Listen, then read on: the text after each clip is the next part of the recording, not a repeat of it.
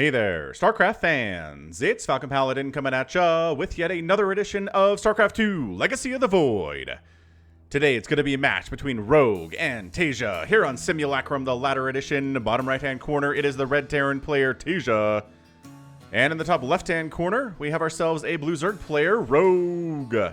Now, Rogue, a currently terrifying Zerg player in of his own right, and Taeja is a legend who is trying to get back to the top of his game after serving in the military. From 2012 to 2014, he had no less than 11 first-place finishes in premier tournaments for StarCraft 2, you guys. Taeja is a beast, and he's trying to get back to that level after serving his country. All right, so 16, 18, 17 here. Is Rogue going to go 3 hatch before pool against Taeja? Or is this drone scouting? What? Nope. Hold on. What are you doing, drone? It's just a 1-Rax expand here from Taeja. Nothing. He's okay. Just looking for proxies with the drone. Wow. I've never seen that before. That is super interesting. 16, 18, 17 here, well on the way. And the drone gets back to work. Wow, I've never seen a Zerg player, a professional elite Zerg player, that worried about proxies. Usually they just rely on these overlords to find them, but dang, that was interesting. All right, Reaper opening here. This Reaper's name is Gnaeus Domitus Corbulo. He was a popular and successful Dominion general. Though he had served Emperor Mengsk faithfully for many years, several of his relatives and in-laws were implicated in various treasonous plots. Mengsk became fearful that Corbulo might become a threat as well. Rather than risk a show trial and execution for such a popular military leader, he elected to assign him a suicide mission instead. Mengsk ordered him to deploy as a Reaper and personally destroy a recently detected Zerg hive cluster. Always the loyal soldier, Corbulo did so without hesitation. Upon donning the Reaper suit, he yelled Axios and jetted off toward the Zerg base without looking back. I mean, this isn't a hive cluster per se, but whatever, it's fine. Oh, the block on the third base with the SCV, too. The third base blocks recently, you guys, have been stupid good from Terran. I'm really in love with this. Wait, where the heck? My sound is off? Sorry, sound was off. You guys probably noticed when, like, you couldn't hear the workers mining, I guess. But I guess there's not much to hear in the early stages. Check this out. Look at the delay. This wants to be a 230 hatch, and instead it's going to be, you know, like a 250, 255, 255. Oh my gosh, he doesn't have the resources. Holy crap. I'm telling you, this is so good. I want to see every Terran player block this third. Zerg players have been doing it with impunity for way too long. It's too easy for them. And then finally, it does go down. Post 3 minutes. It's going to slow him down. It is. It's not going to, like, make him lose the game or anything, but it's absolutely going to slow him all the way down. I mean, not all the way, but we'll slow him down for an appreciable amount, okay? Hellion Harass following up here. Got the starport as well from Taeja. Really, really like what I see here from the Terran player. Taeja's APM has been insane recently. He's hovering around 400 at the moment. He's always been a fast player, and there's no reason for him to not be a fast player now in 2020. So again, I'd love to be giving you a Stay-at-Home Story Cup replays, but those are still broken in StarCraft 2. So we're going to go ahead and give ya instead this, which is going to be from the Katowice group stages, the Asian qualifier number 2, which has it's incredible players all over the place. Obviously, there's been TY and Sue, there's been SOS, there's been Stats, there's been Taeja in the mix. You've got Innovation in the mix here as well. Is this a Fusion Core from Taeja? That is a Fusion Core, ladies and gentlemen. Roachwarren coming up from Rogue, just trying to deal with any incoming, you know, mass Hellion that's going to show up, but so far it's not mass Hellion, though it is a good number for sure. Third base coming up behind this from Taeja, which is disgustingly good. I mean, this is so good from him. How many queens does he have? He's got 3. He's making another one. He does not have the... I don't think he was able to detect what he wanted to detect here. He did see the tech lab on the starport, though, so maybe. Maybe he knows. Lair getting started. No spores, which I do worry about here. In about another couple minutes, he needs to start those. And queen count continuing to increment here. He's got 2 more queens on the way.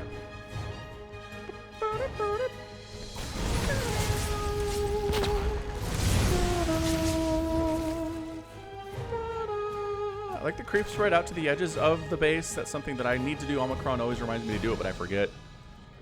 I totally forget here. So, I mean, Taeja has his work cut out for him. Rogue is disgustingly terrifying. I already said that. And terrifying in a current sense, not so much he was terrifying in 2014, right? So that makes him a higher ranked player and a more deadly player for sure, in a matchup that has been favoring Zerg as well. So we'll see how this works out for Taeja, though.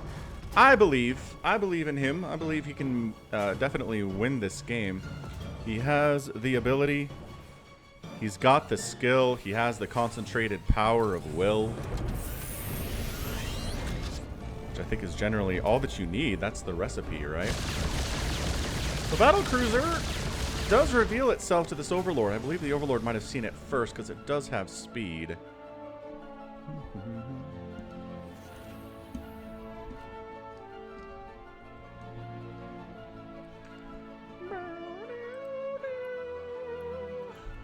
Yamato cannon coming in. Another battle cruiser on the way. Spire getting started. Rogue knows.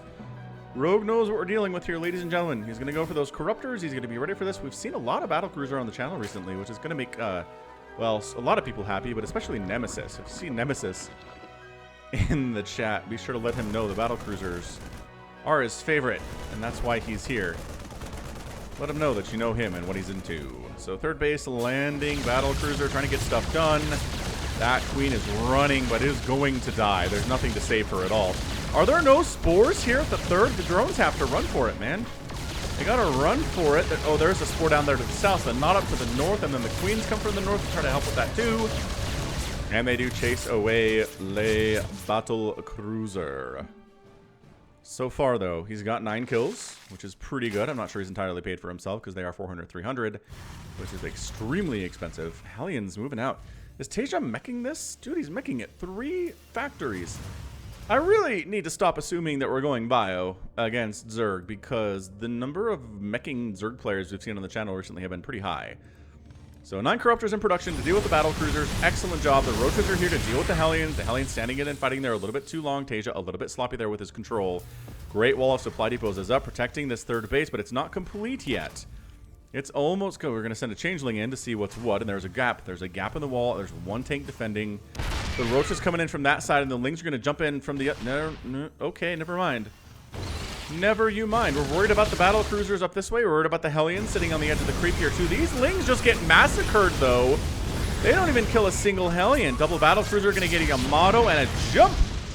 As you got to do when the Corruptors have arrived. You don't have that many battle cruisers. Getting into the third base, which has no static defense at all. And not even a queen. This damage by Taeja early on is really good stuff, man. These are YOLO Hellions, though. They are going to all die, but they do end up taking 12 drones with them in the meantime. Not bad. Not bad at all. We're looking at a total of 18 drones down. 18 drones is not a good number to lose in the first 8 minutes of a match against somebody like Taeja here. So we're even on a worker count. We're even on army supply, which is not where you want to be if you're rogue at this point. You want to be up. You want to be up on Taeja here. At least he's up on base. He hasn't lost a base yet, which is huge, although he's taking some damage from that 4th base for sure. Working on +1 melee attack and +1, and wow. Rogue is doing exactly what Sue did in a game against TY last week. You might have watched. The +1 melee, +1 missile, and +1 flyer with no armor upgrades to speak of. Which indicates to me we're going to see Ultralisks eventually. We're definitely going to get upgrades for the Corruptors because that's necessary against the battle cruisers. And then missile attack, I guess, for Hydralisks and for Queen defense against the battle cruisers to some extent. But I mean, I don't know that a Queen with +3 attack is going to do much better against the battle cruiser than a Queen with +0 attack, right? Someone has to do the math for me because I don't know what it is. Spread and creep, just out in random areas. I kind of like this. Like, as long as your overlords are out there, might as well have them poop and creep. You have that ability if you have a lair. So not bad. And then you can connect the creep more easily, and this is good. It's not exactly a creep highway situation, although it sort of kind of is a little bit anyway. Infestation pit coming in. We're moving into the late game ZVT here at 9.5 minutes, as we will do usually in ZVTs on this channel. Go ahead, hit that like button, hit that subscribe if you've enjoyed the match so far. If you haven't already, I had somebody point out to me the other day that as a Brood War fan, they didn't want to subscribe to my channel because they didn't want their subscriptions feed to be filled with StarCraft 2 stuff. And I was like, I don't know how I fix that. How do I fix it? It's almost like maybe I should have set up a separate channel for Brood War. Just had this one be StarCraft 2 and the other one be Brood War. But at the same time, I kind of want to convert people from one side to the other, right? If you're like a hardcore StarCraft 2 fan who hates Brood War, maybe one of these days you'll see a good thumbnail and you'll be like, yes, Brood War it is. Meanwhile, attack coming on in from Rogue. Corruptors do force the battle cruisers to jump out of there, but the tank count is pretty high against these Ravagers. Caustic Spray on the command center, but it's already running, and there you go, saving it to some extent. You need to land it. You need to land it somewhere. The repair's really good, though, and there's just not enough anti-air versus these Corruptors is a problem. The battle cruisers are doing the best they can, but the Corruptor ball is just so high, they're going to massacre these guys. Ooh, mass repair. Speaking of mass, there we go. Nicely done. Nicely done keeping those battle cruisers alive, Taeja. So he is going to land his 4th base again after repairing it to full. Got ourselves a 5th base rolling for Rogue. Is at 83 workers. Hey, we have Game Heart. Whoa, that income advantage just really spiked for Rogue right there. It's been pretty even to this point. But basically, shutting down this base and all those SCVs coming off the line to repair really hurt the income advantage that Taeja was rolling with, or the income equilibrium that he was rolling with there, right? Right. Centrifugal hooks coming on in here from Rogue. Making a bunch of Banelings. I'm a huge fan of Banelings, obviously, in the current meta. They're just so good. I know they got nerfed, right? I know they do less damage versus non-light targets. But still, like, having 80 Banelings crash into just an army is generally going to be a pretty good time. Even if it's Thors, even if it's Immortals and Archons. It's going to be okay. You're going to get some pretty good value out of that. Rogue, bottom left, taking a base. Right side from Taeja, trying to take it, getting rid of the creep spread. But see, the creep spread is delaying the landing of that command center just a little bit. The Thors are here to deal with the Corruptors, and the Corruptors very smartly get the heck on out of there. You do not want to deal with Thors if you're a Corruptor.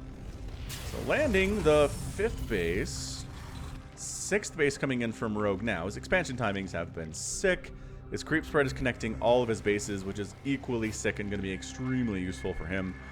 And the mech. Let the mech begin. The Banelings are crashing into the Thors here. But the Thors, I don't know how much they care. I really don't know how much they care there. The tanks took some serious hits, and Taeja is actually pulling back.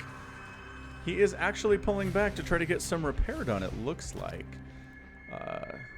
We are going for no parasite on Infestors because we did actually end up seeing the Pathogen Glands upgrade coming through.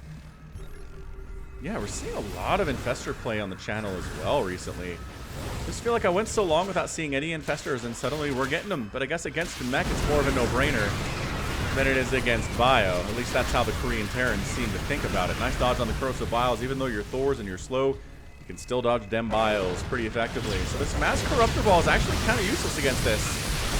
The Banelings crash into the Hellbats, which is fine. I mean, the Hellbats are here for Zerglings, but there aren't any. He keeps changing all of his Lings into Banelings, which aren't actually as good against this as Lings would probably be.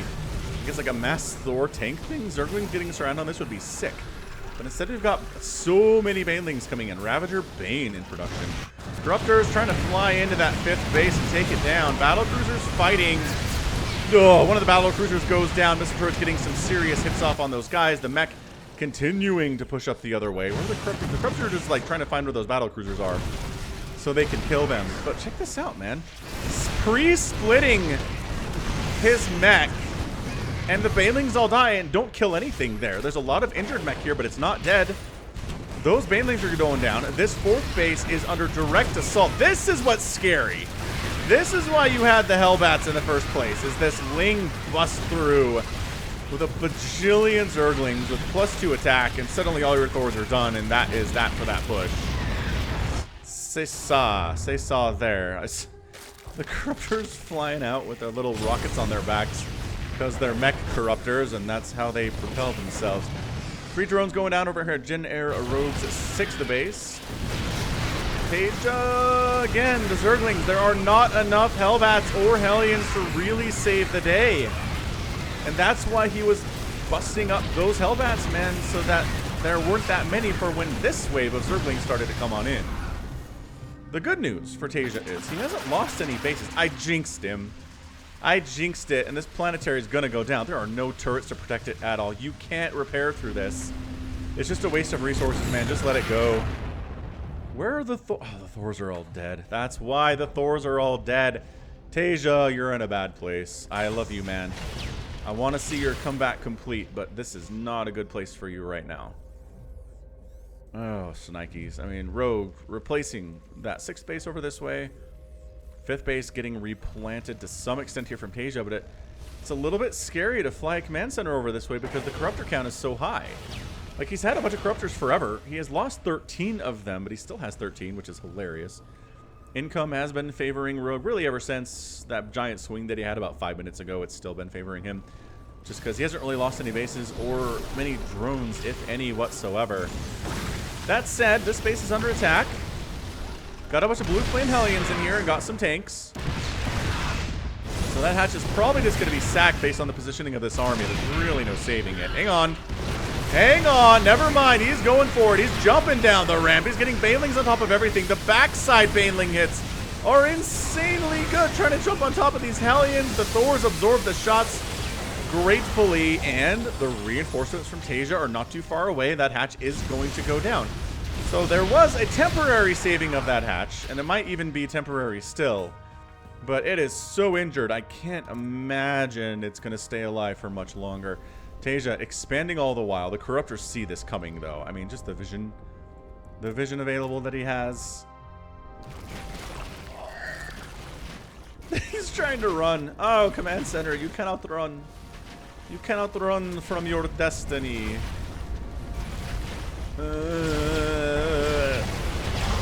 Okay, alright. He stayed alive. Some SCVs showed up, some Thors showed up. He didn't make a missile turret back here. I feel like he should have. I mean, Taeja fighting strong, man. 181 to 199 total supply. He's okay. He's not dead. Alright, he's fine. He's at 78 workers. He's got a ton of mules coming in, a lot of orbitals set up across the map here. I guess his main orbital is floated over this way. And can hatcheries? Can Hellions just... Yes, Hellions could just take that down, except there's a million Banelings here. The Corruptors are hiding out. Turret is set up here, but Caustic Spray can take that down pretty easily. I mean, it might... Oh, it's just you don't have the resources to plant just like 8 turrets around this thing because you're sitting at 400 minerals right now. Taeja. Decent bank here from Rogue, 1800 to 1000. He really wants that hatch.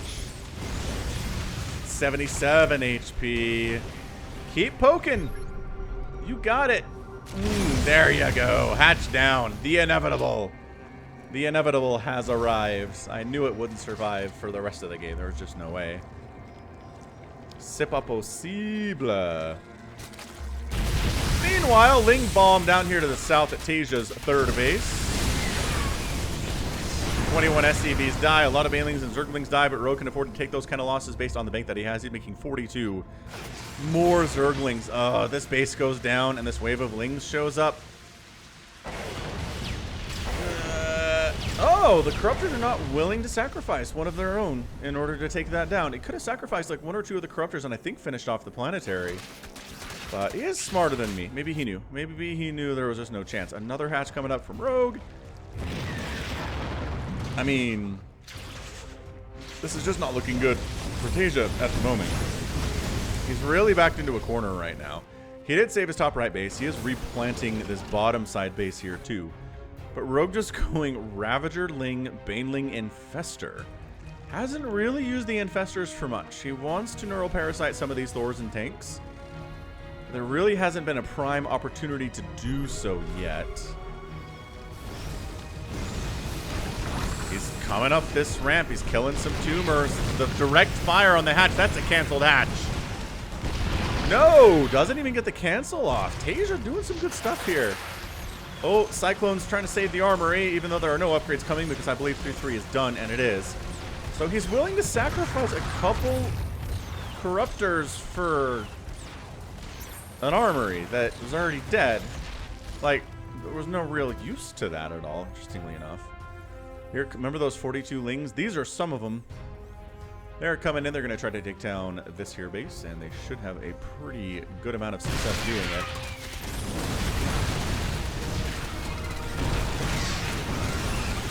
And they got it. That was not a cancel. That is a dead command center being replanted. The creep spread up all the way this way is disgusting.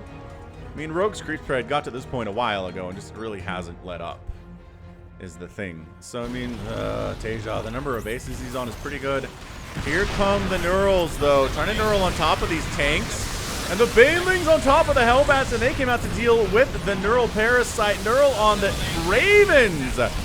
Tossing down auto turrets. Trying to toss down auto turrets. It doesn't really work that well as the range comes out. And this base does go down. All the tanks are dead there too. So pretty decent victory. A bunch of infestors did die though. So it wasn't flawless by any stretch. And here comes the mech. And I'm going to say this again. I'm going to say it until it changes. Korean Zerg players refuse to play the Cyril Raynor style of Zerg versus mech. They won't do it.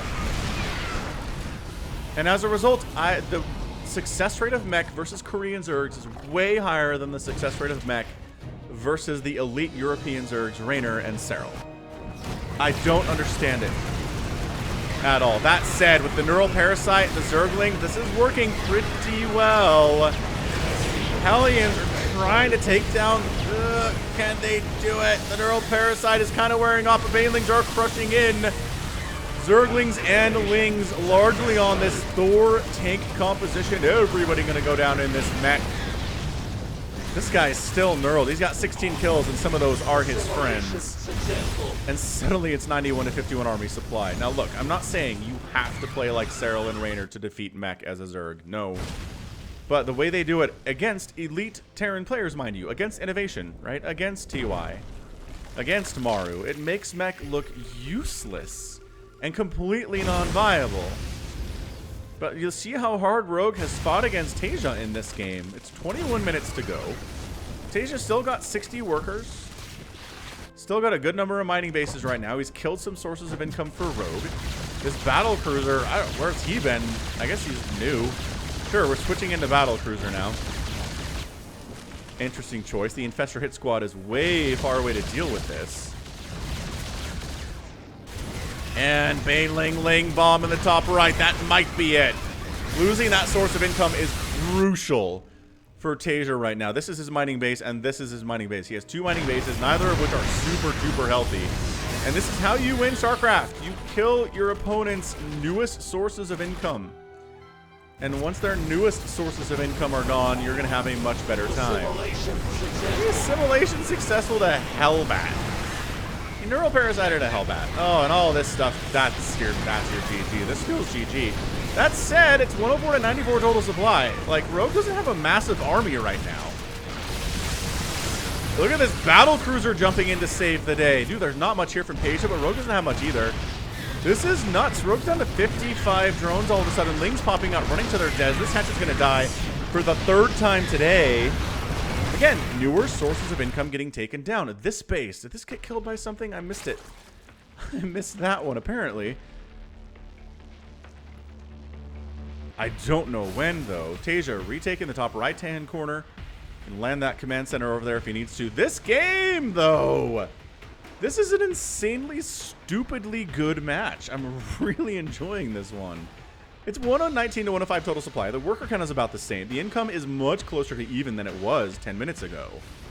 And Taeja is fighting, scratching, and clawing his way back. Part of it is that Rogue has lost 56,000 resources. And Taeja has lost 48. The cost efficiency here has been through the roof for the mech, as it is supposed to be.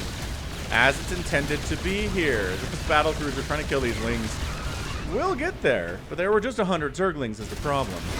Blue Flame Hellions roasting up 26 drones. Well, a combination of the attack. No, it's 26. Dang! Rogue's down to 34 workers right now. He's got Ling Infestor at the moment. Top right landed for Taeja. This base pops for Rogue. He's got 16 drones on it, but not at the moment. They are on their way, and they're starting to arrive now.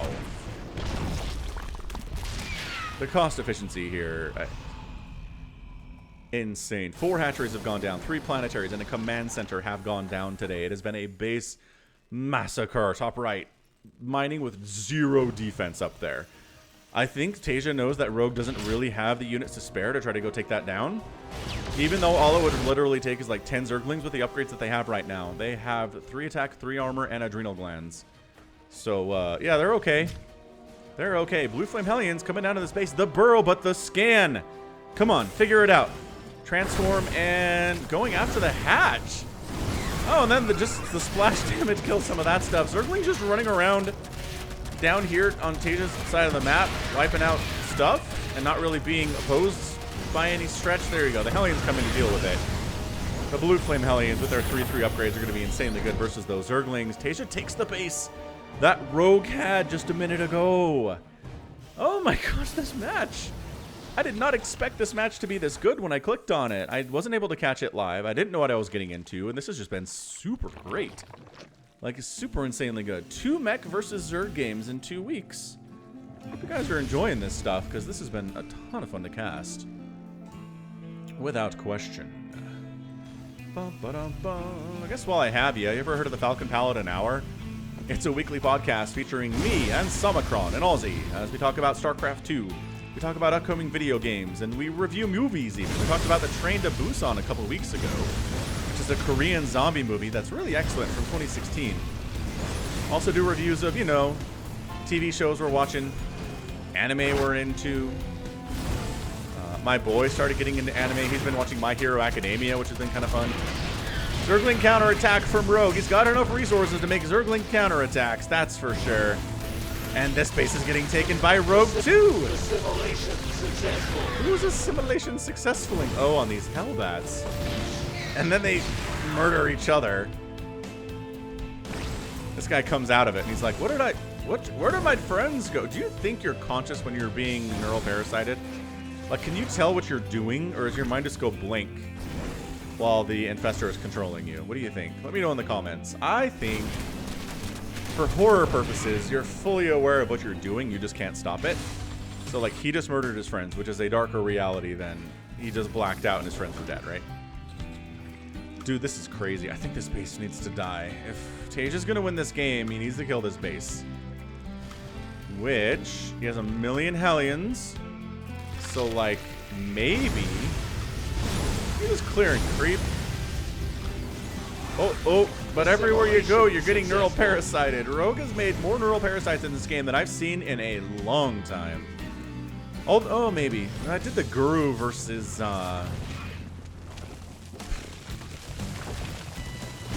was the Terran Clem game from about a month ago? That was, like, 48 minutes, an hour and 48 minutes long, and...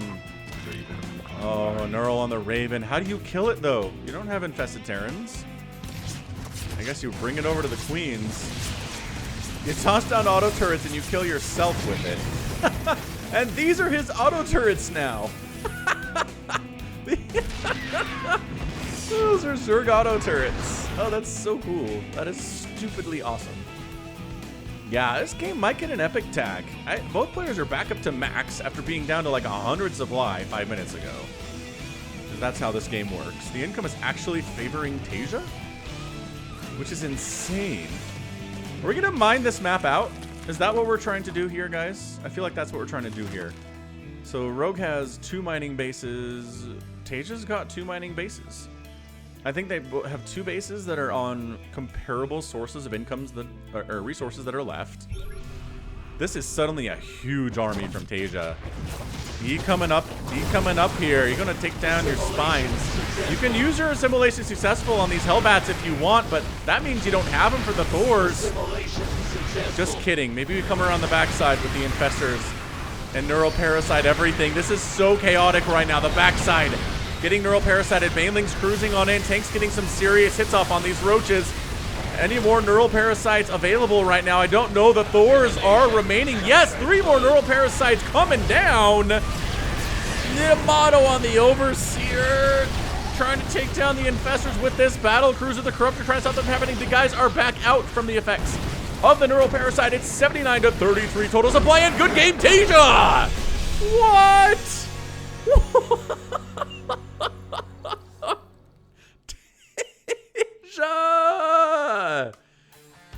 Taeja comes out on top. What an insane game. What an insane game. Okay. I did not come into this game expecting this result. There's no way. At no point was I was like, yeah, Taeja will probably might be able to squeak out a win here. I was like, no, Rogue is a terrifying Zerg player. And Taeja, while great 5 years ago, 6 years ago now, is not what he was. But dang, Taeja's on his way back, guys. He is climbing that ladder back up to where he was, and he just might be an absolute terror in the coming weeks and months and years. He might be the first guy to go to military and come back and regain his former glory, because nobody's done it yet. Military has ruined careers. On the other hand, this is Zerg players. Another Korean Zerg player dies to mech. It's consistent. It's not every time, but it's consistently showing that Korean Zerg players have no interest in using the Cyril Rayner style, which I didn't explain in this game, but you have a ball of lurkers that you just place on the map. And anytime a Thor or a tank wanders near, you abduct the Thor, you abduct the tank into the ball of lurkers, and it instantly dies. And the lurkers, once they have fast burrow, right, and you're just keeping them on creep, can move around just as fast as the mech can, if not faster. You just move them into position, abduct, bam, bam, dead. And it's boring, but it really makes mech look terrible. It really makes mech look terrible. But from Rogue, from Sue, from Dark, from all these elite Zerg players from Korea, none of them will do it. None of them will attempt that style. They'll do things with Swarm Host. They'll do things with Infestors that we saw today. They'll do things with Ravagers and Banelings. It didn't work. It didn't work here, and it hasn't worked all that much in the past. That's an epic tag game. That was nuts. 59,000 resources lost for Taeja, but 73,000 lost for Rogue. If you're in the 70s in resources lost, it's an insane game. Insane game. And yes, Rogue had more resources, but he needed more resources because he was losing more. And it caught up with him. 5 hatcheries down at the end of the day there. 37 infestors died. 21 Thors went down. You can see it. You can see the screen for yourself. It's a bloodbath of epic proportions, and it's getting the epic tag. And I don't know. It makes me expect more out of Taeja. And the thing is, again, this is from the Katowice qualifiers. So this is like a couple months ago now. And Taeja really hasn't done anything super awesome since. But I just believe in him being able to make that comeback. It's not an easy route, right? It's a long road. Look at that. 1,322 Zerg units lost to 344 Terran units lost. I mean, a lot of that is 758 Zerglings that died, in fairness. But man, look at that ratio. Taeja, you beast. All right, cool. Well, you know what? I think that's going to be it for me today. So this has been Falcon Paladin coming at ya with yet another edition of StarCraft 2 Legacy of the Void. Go ahead, hit that like button. Hit that subscribe if you like what you saw and what you heard today. You can also catch me on Twitter, Facebook, Patreon, and Twitch, all at /Falcon Paladin. And until next time, as always, thank you so much for watching, and you take care of yourself.